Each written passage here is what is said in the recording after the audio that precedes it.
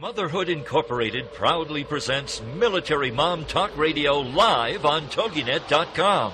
Co-hosted by Robin Boyd and Sandra Beck, the owner of Motherhood Incorporated. Military Mom Talk Radio is here with a powerful platform for women to discuss their ideas, issues, and concerns with respect to the military lifestyle. Military Mom Talk Radio encourages you to share your experiences of being a military wife and mother. This show is dedicated to educating your family about the many resources that are available in both the public and private sector. And we'll be sharing helpful information from women all over the world.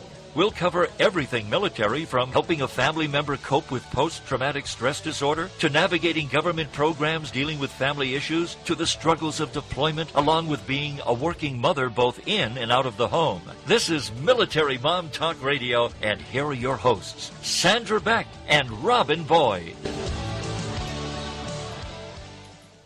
Hey, military moms, this is Sandra Beck, and I'm here with Robin Boyd, and we've got an outstanding show today. We're going to bring to you Judy Davis, the Direction Diva. She's also the author of Right Side Up. She's a very, very popular military speaker, as well as just a super lady, Rob. But before we get to her, we had something very interesting happen recently with respect to the Tuskegee Airmen, Rob. So why don't you take it from here, because this is really a fascinating story.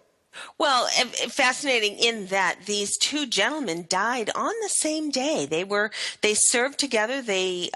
Clarence Huntley and Joseph Chambray both died on January 5th. They enlisted in 1942 and were shipped overseas to Italy in 1944 with the 100th Fighter Squadron of the Army Air Force's 332nd Fighter Group, and they served as mechanics to keep the combat planes flying. They both stayed friends all of their lives. They stayed in touch. It just was fascinating that they took their next journey on the very same day. And I find there's a wonderful movie that was produced an awfully long time ago about the Tuskegee Airmen, and it's a fascinating story. And I thought today was appropriate to honor the Tuskegee Airmen.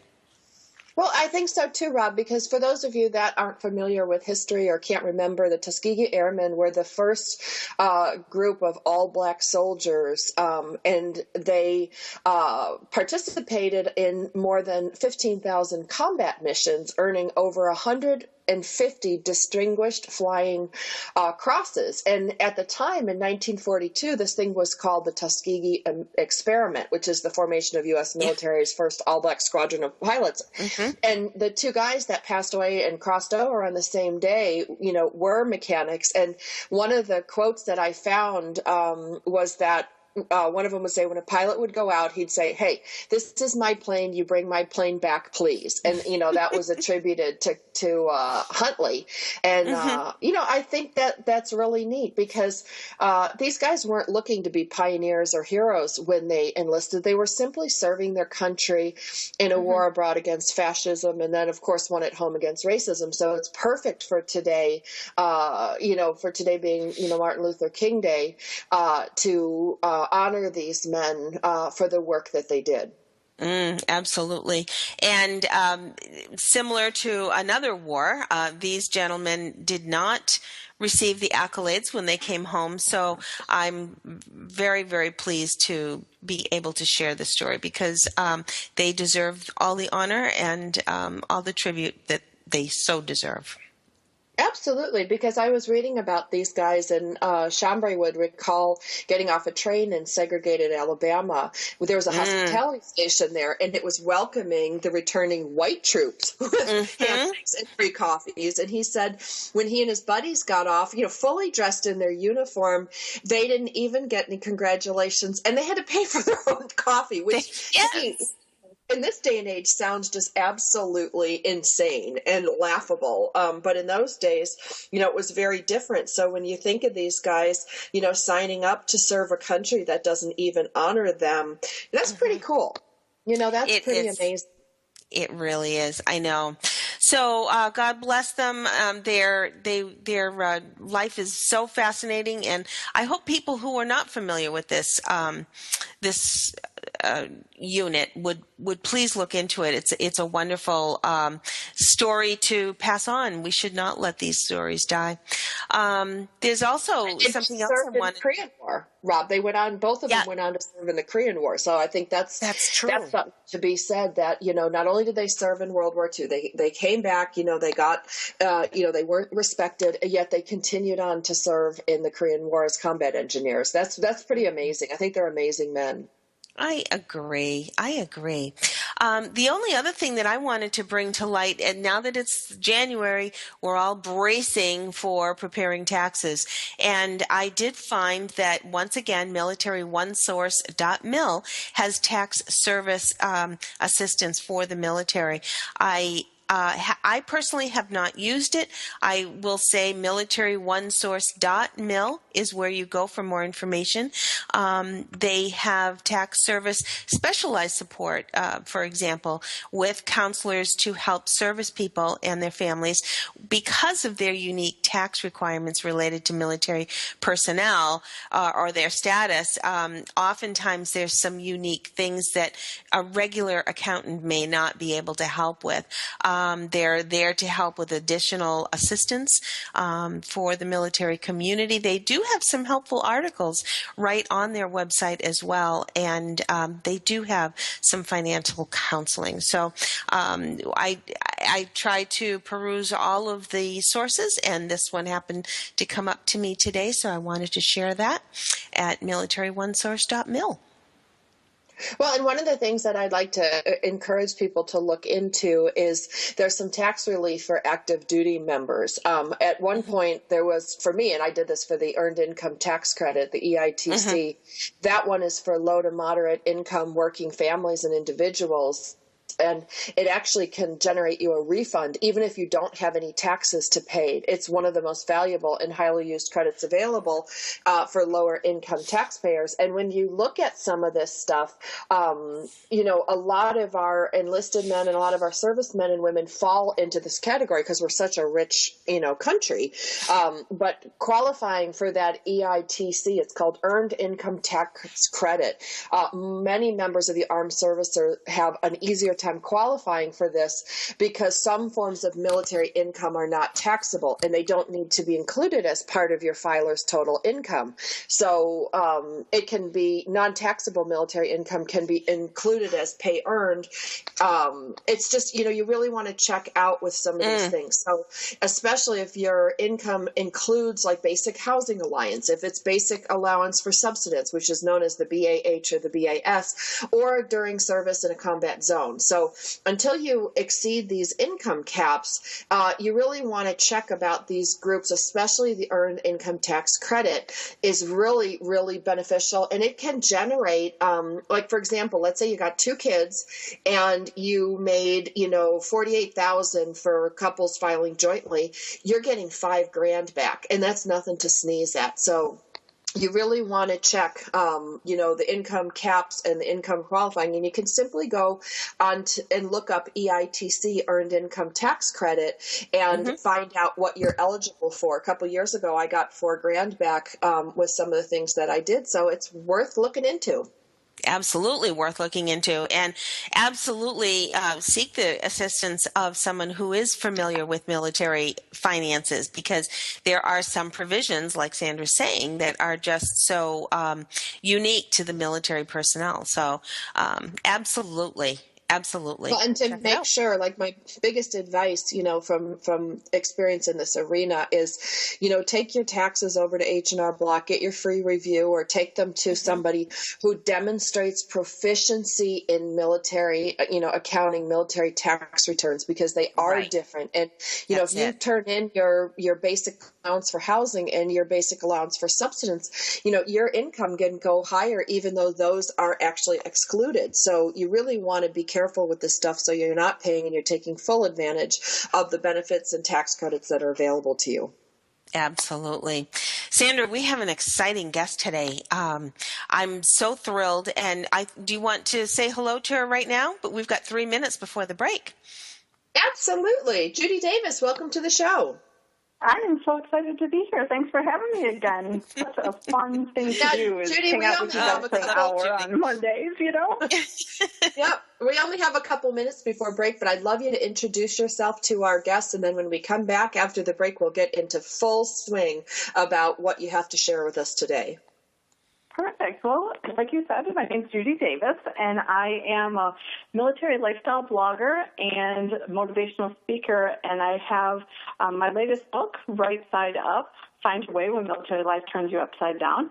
You can find all kinds of information for yourself as a military spouse, for your military family, on my website, directiondiva.com. And we talk about the stuff that matters in your life, and we kind of get to the nitty-gritty of the emotional side, the stress, the chaos control, the drama, how to deal and navigate through all that so that you can embrace military life and have a great experience.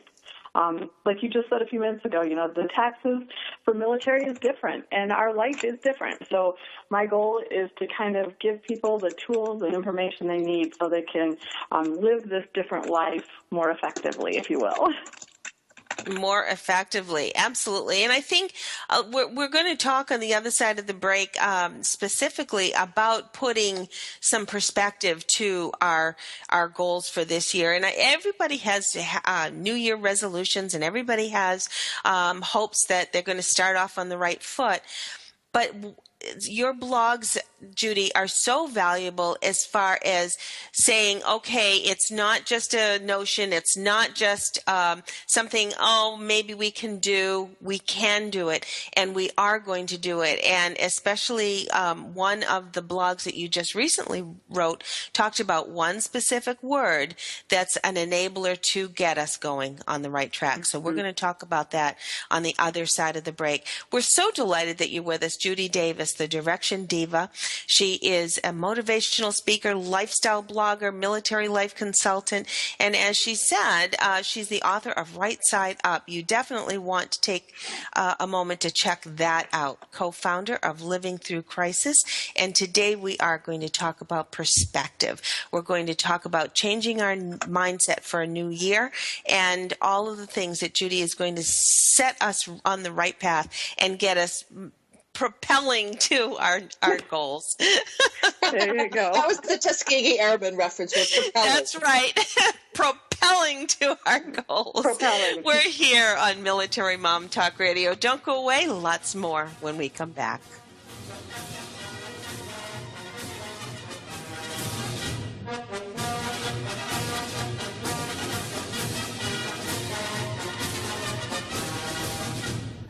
Are you a military mom looking for help in dealing with the system? Keeping the home fires burning? Well, that's what we're here for. It's Military Mom Talk Radio with Sandra Beck and Robin Boyd. And we'll be right back after these.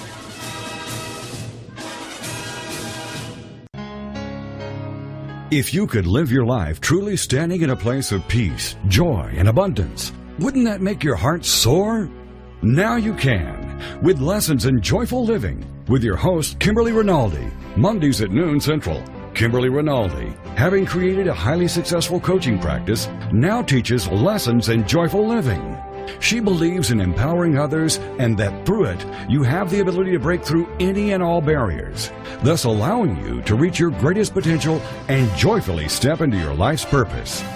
What used to take weeks, months, or even years, she can now teach you in a matter of hours with her programs. For more on Kim and her show, go to her website, KimberlyRinaldi.com. That's RINALDI.com. Then join us for Lessons in Joyful Living with your host, Kimberly Rinaldi. It's words you never heard. Did you know celebrating New Year's Eve started in Babylon 4,000 years ago? The most common New Year's resolution in those days was to return borrowed farm equipment. Most Americans do make at least one resolution, usually related to health and fitness. But making a New Year's resolution stick is difficult if you're a mumpsimus. That's a person who obstinately clings to a bad habit. For many of us, New Year's resolutions seem to go in one year and out the other. Most New Year's resolutions fail by January 20th due to kainatophobia. That's the dislike of change. Call me a crusty gripes. But my New Year's resolution is to stop hanging out with people who ask me about my New Year's resolutions. It's words you never heard. I'm Carolyn Davidson, and Words You Never Heard has been brought to you by the Bariatric Surgery Center of Dallas. We'll put a boot in your ass. It's the American way. Hey, Uncle Sam, put your name at the top of his list, and a statue of liberty started shaking. Welcome back to Military Mom Talk Radio on Toginet.com. Covering topics to help on the home front with help from those who know how the system works and how to work the system. It's more fun than a sale at the BX. Now let's get back to it. It's Military Mom Talk Radio. Here again are your hosts, Sandra Beck and Robin Boyd. Hey, military moms, this is Sandra Beck, and I'm here with Robin Boyd, and we are visiting with Judy Davis today, and we're going to talk about getting it together. What's the word of the day, Rob? Well, we're going to have Judy talk about the word of the day because in one of your blogs, Judy, I was really excited to sort of be empowered by it. And I think a lot of people across the country were also, because you got a lot of feedback from this just because you started talking about one particular word to enable us for our New Year's resolutions. Yeah, it's so funny that we're talking about this today because I don't know if you guys mentioned this, but today is what they call Blue Monday, and it's the day that most people give up on their New Year's resolutions.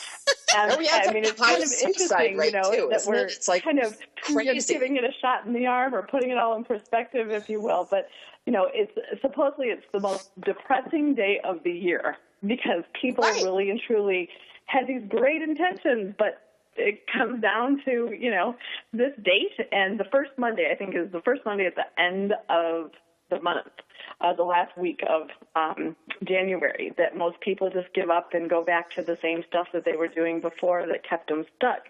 But, when you talk about the words that kind of sparked everything, every year for, I don't even know how long, I've always chosen my word that kind of is a motivation for me for the year that keeps me on track. And this year, I guess our word of the day is focus.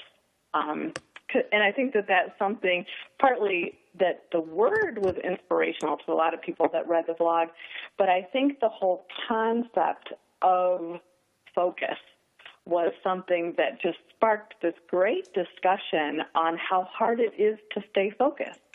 Do you guys find that happens for you? Yes. I'm going to weigh in on that because, I'm going to put in the focus thing here because when you look at the number of commercials you have, when you look at the number of elements of distraction, the internet, the television, the computer, your texting, your kids, your family, your health, your resolutions even, all of that stuff, there are so many demands on our time these days. At least I know for me, that's the hardest thing. I can do anything people ask me to do, but the one thing I can't do is get 24 more hours in the day. Mm-hmm. Exactly. And there's so many, with all that information coming in at us from all these different angles, it just reminds us how many opportunities are available to us. But that doesn't mean just because they're available that we should be acting on them in the moment. And I think that that's where people get tripped up, if you will, as they're trying to set goals and find perspective or kind of move forward in their lives, is that they say, okay, I want to change, but then they don't know what to do because there's so many opportunities open. So they try a little bit of everything and kind of throw it up on the wall and see what sticks. And eventually nothing sticks because the wall is slimy with all the stuff you've been throwing up there. Well, okay, can I give a different perspective? Because I know, because I'm one of those people, I think, I'm going to say there's two kinds of people in the world, Judy, because I'm a throw it at the wall and stick girl, but yet somehow things manage to get done. And I can't focus on any, and Robin will tell you this to be the truth. I can't focus on any one thing. Like I have to have like I got to kind of go from military mom to Powered Up to my company to technology to programming to Twitter to my kids to fitness to these things. And I can put up a goal for the end of the year for 50 different things. But as long as, like, when I look at your focus thing, the focus thing that I have to do is I make my list. I'm a compulsive list maker, and I have to check these things off. In fact, I just got 3 new apps on my phone for different checklist apps, one for follow-up, one for health, one for this. And as long as I take one step forward, or I do one thing towards each one of my 50 goals in a day, I feel like at the end of the year, I can get towards my goals, and at least I'll finish like half of them. That's the only way that I can focus. And I know that's very different from somebody that's more systematic and does one thing at a time. And maybe I just speak to the ADHD people out there. No, I think you bring up a great point because, Sandra, it's not necessarily, the method upon which you do something. It's the fact that, and I think you said it perfectly, it's the fact that you took action. You may be doing 100 different things, but when you boil it down, you're taking action, and the action you're taking is focused and directly in conjunction with whatever goal you set. It doesn't matter that you do, 20 different actions a day. Each of those actions are focusing toward an end goal.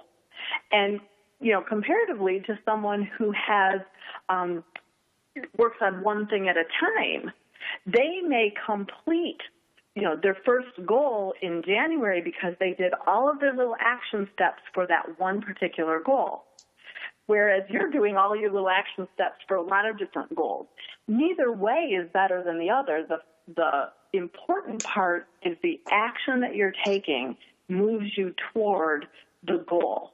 And that's where people get all screwed up, is that they just start taking action haphazardly as opposed to making a list that will get them where that list is focused on the ultimate end point, if that makes sense. It does. And I kind of think, too, you have to sort of assess what is your best time management or self-management method, because maybe it's you are a multitasker and you can do a number of things sort of in sync with each other, or maybe you are the one that has to complete one step, then the next step, then the next step. But I think the trick is to kind of know yourself and to be, whether it's putting Post-its all over the house or having apps that are going to send you little reminders, or whether it means that you're going to set your goals to achievable goals as opposed to huge goals that are unattainable in a reasonable amount of time. You have to decide where your benchmark is. And I think that word focus is so multi-layered because you're giving yourself the power to enable what you're setting your sights on. Mm-hmm. Exactly. Well, and I think it's okay to have, these multiple sites, because it's funny when you guys were talking, I come from a family of systematic engineers, and they sit down and they plan their thing. That they are the people, Judy, you were talking about, that have the first set of their goals done by January 20th for January 31st deadline. Right. And, when you do that, to me, it's like chaining the wolf man to a folding chair and putting him in a cage and telling him to run around the room. And I think it's so important what Robin said about you got to know yourself and know that your method may be different than other people, but it's no less valid as long as you get to where you're going. I mean, don't you think that focus, like when you said it's a multi-layered word, Rob? Judy, how do you describe focus? I'm going to ask you, Rob, too. How do you describe focus? Because I have a really unique way to describe focus, and I'll share that at the end. So, Judy, what does the word focus mean to you? When I think of focus, it's more of a picture that I put in my head. It's like, when I take everything that is all a blur and then kind of shift my direction and how I look at it to be crystal clear.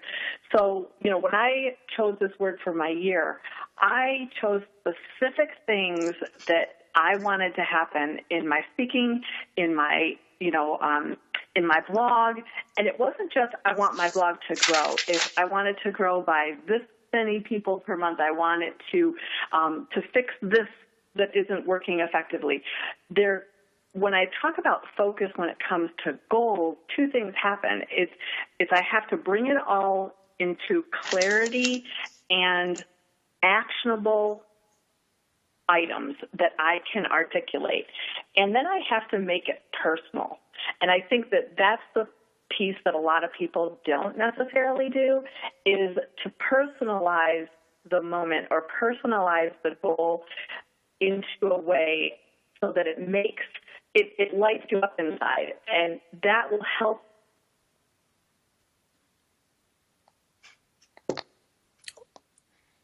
Did we lose Judy? I think we did. I think we lost the feed. Goodness. I know. That's oh my okay. God! I was focusing so hard. We were so focusing. Is she back? That's great. Okay, Thanks, so Lucy. we'll continue talking while we get Judy back on the line, because we're just about ready to go to commercial break. Rob, do you want to give your focus, like what your definition of focus? I was kind of on the same track as Judy in that I think sometimes the word focus means to pay attention to the things that are important to you. As you were saying, you have so many things that come at you in a day. We all do. And I think we have to learn to sort of siphon the things that are the most important that need our attention, and then be able to deal with those first and be able to tend to those things first. If I've got a project that's due, that's going to take priority over something else. I may want to sit down and do something else, but I really do have to focus on the things that I need to finish, and then I can feel good about moving on to the more fun things. And more fun things could be just, getting to sit down and read with a kid or whatever. But yeah, that's it. We're on the other side of the break. We are going to have Judy back. We're working hard to get her back. Technology happens. So we'll definitely have Judy on the other side of the break. We're going to talk a little bit too about maybe motivation and how we can look toward taking that focus and making good things happen, whether it be to dream big, allow yourself time to grow. A lot of things Judy has in her blogs. You do want to go to thedirectiondiva.com, DIVA.com. You'll find her blog there, as well as all the information about her book and her most interesting life. Take care. We'll be right back.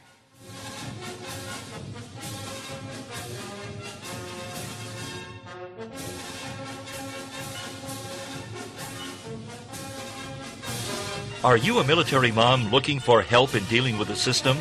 Keeping the home fires burning? Well, that's what we're here for. It's Military Mom Talk Radio with Sandra Beck and Robin Boyd. And we'll be right back after these.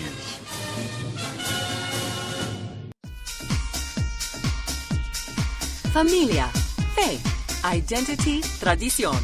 Latina life is never boring, but it can be muy dramática. So how do you coexist between the old school ways of la abuela and the new school life you're creating for yourself without losing your faith, familia, identity, or tradiciones? Welcome to Living Latina with Francesca Escoto, where culture curls and curves collide in one spicy cross-cultural conversation that will leave you begging for más. Francesca tackles all the important issues, from politics to family values, to religion to, you guessed it, relationships and men. As Chief Everything Officer at the Wow Factor, Francesca is passionate about showing women of all cultures, ages, and lifestyles how to rock what they've got with style, sass, and smarts. Be sure to join her every Wednesday at 8 p.m. Central Standard Time for Living Latina, only on the Woohoo Radio Network.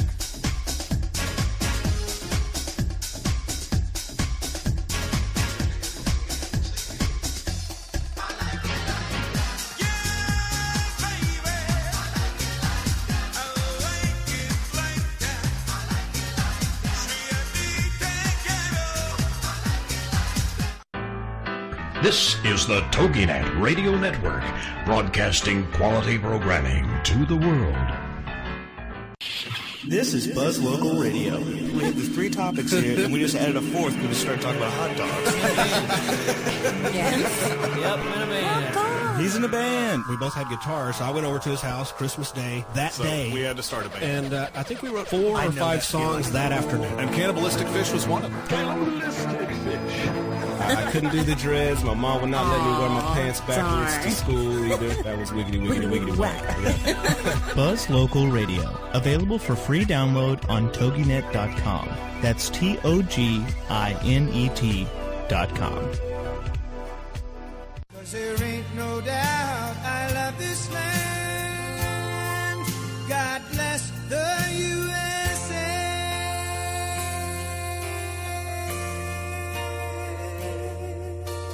Welcome back to Military Mom Talk Radio on Toginet.com.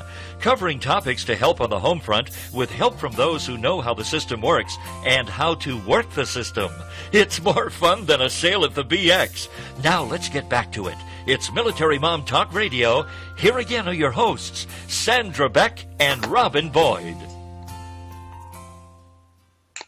Hey, military moms, this is Sandra Beck, and I'm here with Robin Boyd, and we are visiting with Judy Davis, the Direction Diva, and we're talking about focus today. Focus in getting back after the holidays to do what we do in this country, arbitrarily assign the new year as something to start new in our life. I don't know why we can't start it on March 3rd, but, January 1st is the new year. It always puzzled me about that. Like, New Year's resolutions must happen on New Year's. It's like I make resolutions every time I'm done with a diet and have to start a new one. So, but for the purposes of today, we're going to talk about focus. And I promised you guys that after the break, I would give you my definition of focus, because I think there's a part of me, Rob and Judy, that always has to go against the grain and advocate for the weird thinker, the, ADHD, ADD parent, which is truly who I am. But I want to give you, either love me or hate me.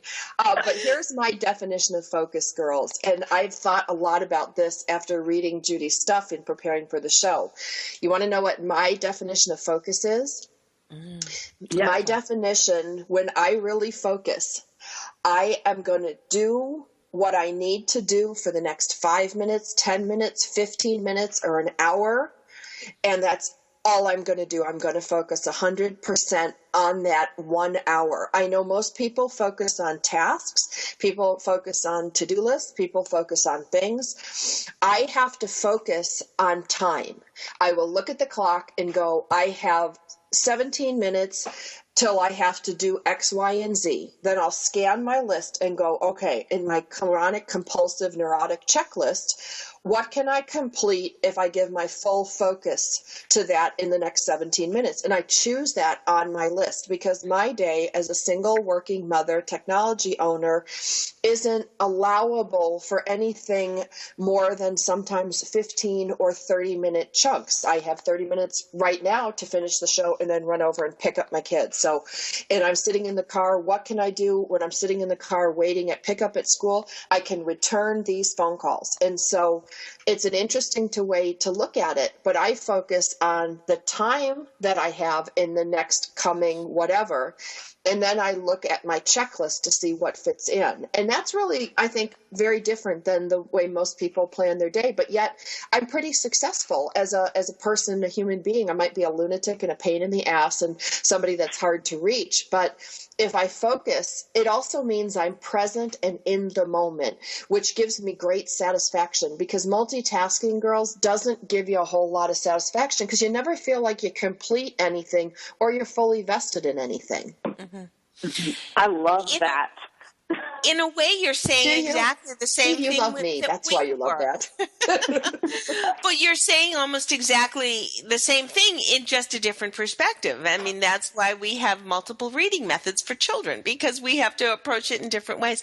But I think there again, you have to find your method and make it work for you, because we all have goals. We all have to attain our goals, our very short-term goals, and we have long-term dreams, and all of them are important to reach. reach, and finding the steps to get in a forward motion. And there again, that's where Judy's going to come in and give us a little bit more help about strategizing our motion, because focusing on something and getting it done, Judy, is is a first step. And I think we need strategies to find that step. And I know one of your recent blogs talked about that. Mm-hmm. Well, I think that when we're talking about goals and things, we really are talking about how we can change our lives. That's the underlying kind of presumption. As you set a resolution or choose a goal, you're hoping to change some aspect of your life that you wish was better, or that you wish you didn't have it like that. And in order to do that, a few things have to happen. One, you really have to understand that change is a process. We think that just because we decide to do something and we focus on it for 5 minutes, that everything should just come out perfectly and we'll be in a bed of roses. But the reality is, when you decide to make a change or you choose to set a goal, that is just the initial process beginning. It's like, starting the timer, if you will. And then, you're asking to do something that you've never done before, because you can't reach a new goal or a new, anything you're focusing on unless you change how you've done things in the past. Otherwise, you're just going to keep getting the same thing over and over. So, change doesn't happen in an instant. It's a process. And that process can only happen when you're willing to take action. Like Sandra, you talked about taking action in chunks of time. I take action as activities. Each of us does it in a different way, but where the common theme, what makes us successful and what makes us reach the goals that we set for ourselves, is that we're taking action, and that action is small enough that it allows us to be willing and able to do it. So often when we're thinking of wanting to make things different in our lives, we go, I want to lose 100 pounds or 50 pounds. I want to be successful. And we have it out there as this massive thing. But we don't go, what can I do? What action can I take today, right now in this moment, that will actually move me closer to that goal? And you may only have 10 minutes. You may have an hour. But if you're not willing to do whatever it is in that period of time, you won't change your mindset, which inspires you to take action so that you can reach your goal. Judy, in your blog, you talk about 7 things to turn yourself around to reach success. And one of them was talking about allowing yourself time to grow. And I think we do get impatient, and we have to look at all of those kinds of things individually. Not everybody grows in the same time frame, the same rate.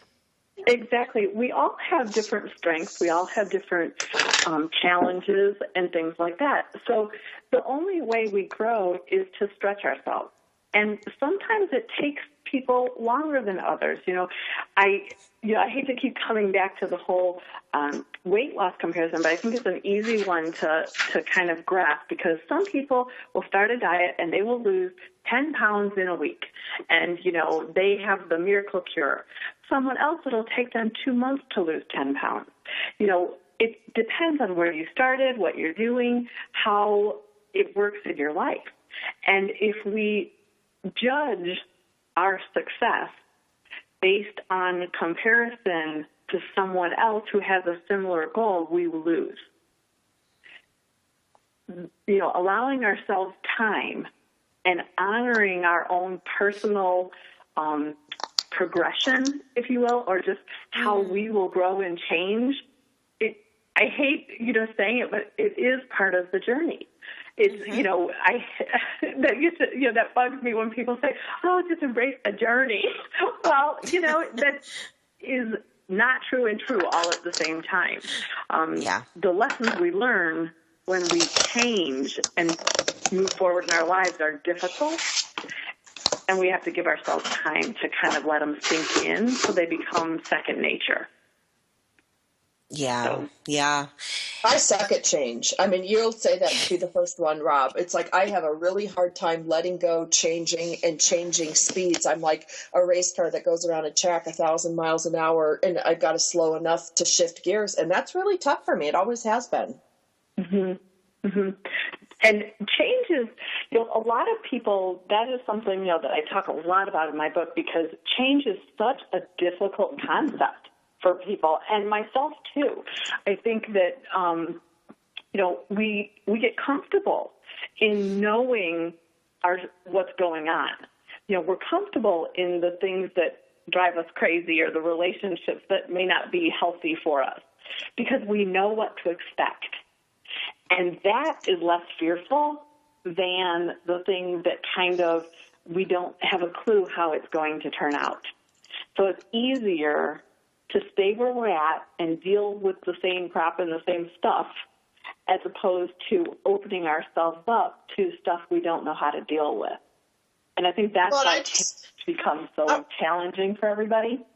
See, and I want to just weigh in. I know we got to go to commercial break, and I need to give Rob the time to close. But I'm going to say for some of us, life is so overwhelming. Like for me, life is so overwhelming. It takes me a while. I'm slower. I got married late. I had kids late. I've done everything in my life late. So it's not surprising that it takes extra time for me to catch up. But sometimes it's just a matter of it takes me a while to adjust to the change, and just by the time I adjust, it's changing again. And so there's a lot of us in the population that it's not just, getting set and fear and all this stuff. It's like some of us just, it takes me a long time to shift gears. It always has. So for me to shift again, I just feel like I just got to hold on the last set of changes, and now I got to change again. Oh my God, exactly. And isn't that a concept that the military family has to get used to in a darn hurry? Because if you have a hard time changing, well, just wait a minute because it's going to change again. And it's a very big challenge, I think, to find that contentment, because if you're always feeling unsettled, it is hard to move forward. We are going to go to a break in just about 1 minute. And we're talking today to Judy Davis, known by military spouses around the world as the Direction Diva. You want to look her up at thedirectiondiva.com. You will also find her book Right Side Up there. Lots of information there. If you've missed any of this show or any of our other shows, you're going to want to find us on iTunes. Find us at our website, militarymomtalkradio.com, or always find us right here on the Toginet station. We're going to be back with Judy Davis. We have one more segment to get lots more information about our momentum to move forward in 2015. Stay tuned.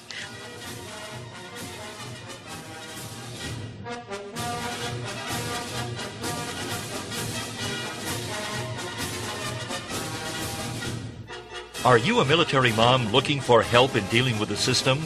Keeping the home fires burning? Well, that's what we're here for. It's Military Mom Talk Radio with Sandra Beck and Robin Boyd. And we'll be right back after these. Are you fascinated by the stories behind the stories? The people behind their masks? The truth about people's failures and redemptions? In both their business and personal lives? Then Off the Record Secrets of with host Judy Schreiner is for you. It's people's secrets that make them interesting, but very few folks are willing to reveal them unless they trust that their information will be treated with accuracy, fairness, and respect. People have been entrusting their secrets to longtime business journalist Judy Schreiner for the last 25 years, and now she's bringing her expertise and impressive contact list. Tune in and call in as host Judy Schreiner talks to guests off the record as they reveal new secrets each Tuesday at noon Eastern, 11 a.m. Central. This is the Toginet Radio Network, radio with a cutting edge. Secret cuisines and sacred rituals is a quest, a place, and a feast. Join host Vilasi Venkatachalam every week to explore myths, mystique, old medicine, and brilliant modern solutions through a dazzling kaleidoscope of cuisines, cultures, and cures. This is the place where tribes gather, strangers and familiars, to be memory keepers and makers of our evolving, enduring, evergreen, spoken legacy of wisdom and ingenuity. In Vilasi's words, when we do old things in new ways and new things in old ways, we paint with an inspired palette, weave our own healing traditions, and become our own guru. Vilasi is a troubadour of secret cuisines and sacred rituals. She collects stories of wisdom, ingenuity, and grit. She believes wellness and transformation happen when you stand at the threshold of delight and discovery. She displays her hidden penchant for drama when she leads the safari at the supper club. Her favorite pastime is to extol the marvels of cuisines, cultures, and cures. To her audience in workplaces, seminars, and salons, her mantra is, be your own guru. She is a biochemist, botanist, and alchemist who likes to churn delightful, useful things from a brew of art and science, ancient and evolving, old medicine and new cures. Join Vilasi every Friday at 11 a.m. Eastern Standard Time, only here on the Put a Woo. boot in your ass, it's the American way. Hey, Uncle Sam, put your name at the top of his list, and a statue of liberty started shaking. Welcome back to Military Mom Talk Radio on Toginet.com. Covering topics to help on the home front with help from those who know how the system works and how to work the system. It's more fun than a sale at the BX. Now let's get back to it. It's Military Mom Talk Radio. Here again are your hosts, Sandra Beck and Robin Boyd. Hey, Military Moms, this is Sandra Beck, and I'm here with Robin Boyd, and we're visiting with Judy Davis, the Direction Diva, today, and we're talking about focus and what focus means to you, how to stay motivated. We talked a little bit about change, change being extremely hard for me. I'm going to keep saying that because I think it's hard for a lot of people, and I like to acknowledge what is. But I think we're going to shift gears a little bit this section of the show, girls, because I really want to talk about learning from our mistakes, because one of the things that the Jewish religion does, and I know this because I was married to a Jew for 15 years, is they have a holiday where you just sit around and think about like the mistakes you made and how you're going to adjust for them in the future. And that's really cool, like, because a lot of us don't slow down enough. We beat ourselves up over our mistakes, but we don't slow down enough to honor our mistakes, figure out what we learned from them and forgive ourselves, forgive other people, and let it go. I think that that's something that we all need to take a moment to do.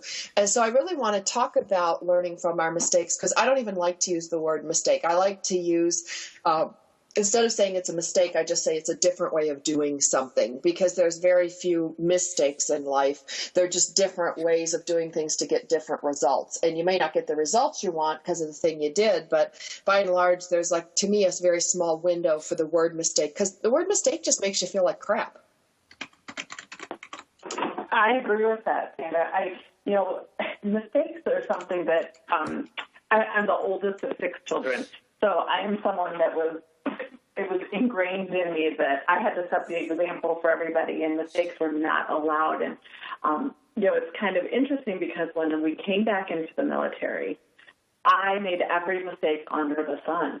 I did it wrong. I had no coping skills. I had no idea how to deal with military life. So I did it, I made mistakes all over the place. But what I came to find out is that making mistakes is the most empowering thing that can ever happen to you. Mistakes are the things that make you stronger, and they become building blocks that we can improve ourselves with. So I am someone that's all about making mistakes and just saying, hey, I screwed up. How can I fix it? How can I do better? It doesn't define who I am. It defines how I react to my life. So, when I look at from a mindset point of view of what is a mistake, I look at a mistake as an empowering opportunity to learn something new. And I think I'm trying to think of who it was that said that while someone is busy making mistakes and becoming superior, other people are hesitating and feeling inferior. I can't remember who said that quote, but it's, the people that made mistakes, if you ask anybody that's successful or living the life of their dreams, they have made more mistakes than they have made successes. And I think that's really, that makes me feel good. With good reason. That's amazing. That's very empowering. And I think, too, women are always one to hold on to burdens. And I think we are always the one with the guilt trip. And if something doesn't go as planned, we hold on to that guilt and we just have to let it go. Like the song that every third and fourth grader is singing right now, let it go, because we really do need to just let it go. And like you say, learn from it. It's not that it was a bad mistake. It was a learning step, a learning curve, and you learn from it and you go on. Well, I'm going to go one step further, girls, with this, because, that's what I do. But here's the thing about mistakes, like in my world. My friendships are built on mistakes. Like usually the girls and guys I become friends with are because something got messed up and we went in the trenches, dug ourselves out and, created something out of nothing or fixed something. And that created, these great friendships. And then the other thing that's happened is I've created great relationships with my client base by and large for messing stuff up, because I really don't think that you really develop a great relationship or a great friendship or a great business working situation if everything's perfect, because your relationship isn't tested. And when there is a mistake or an error in judgment or you say a stupid thing, when you say, like, I'm really sorry I screwed up, I never should have said that, you're basically saying to the other person, you know what, you can trust me that I'm human, I make mistakes, I'm not going to expect you to be perfect, I'm not going to be perfect, I know how to handle myself in a problem, so let's see where we go from here. That's, like, weird to me when I think, like, my best relationships have been built on mistakes. Mm-hmm. Mm-hmm. And I think you make a great point when we're talking about even just in the business world or as military spouses. I think the people that we've made mistakes with, and when it's not the mistake itself, it's how you fix the mistake. Is that's the thing. It's no one cares that you didn't know how to do something. They care if you pretend you know how to do it and then make excuses. If you just say, I don't know, but we can find out together, there's power in that. It builds a trust. I know if it's with a battle buddy that's having trouble, with their spouse's deployment, I see it all the time. The person that says, yeah, last deployment, I did X, Y, Z, and it was a big old mess, that's the person that's going to help someone else quicker. They're going to trust them. They're going to open up to them. They're not going to worry that their dirty laundry is going to be aired across the gossip tree of military, the military gossip tree. They'll know that they can work together to make something true. And I think those points are just right on. Absolutely. And instead of working parallel to somebody because you're each afraid that the other is going to be judgmental, I think it's more conducive to work through something. It's not that it's a mistake. It's a time to team up and work toward something that's going to both move you forward. You do talk about learning and failing, and it all moves you forward. And I think that's basically what you're saying here. Mm-hmm.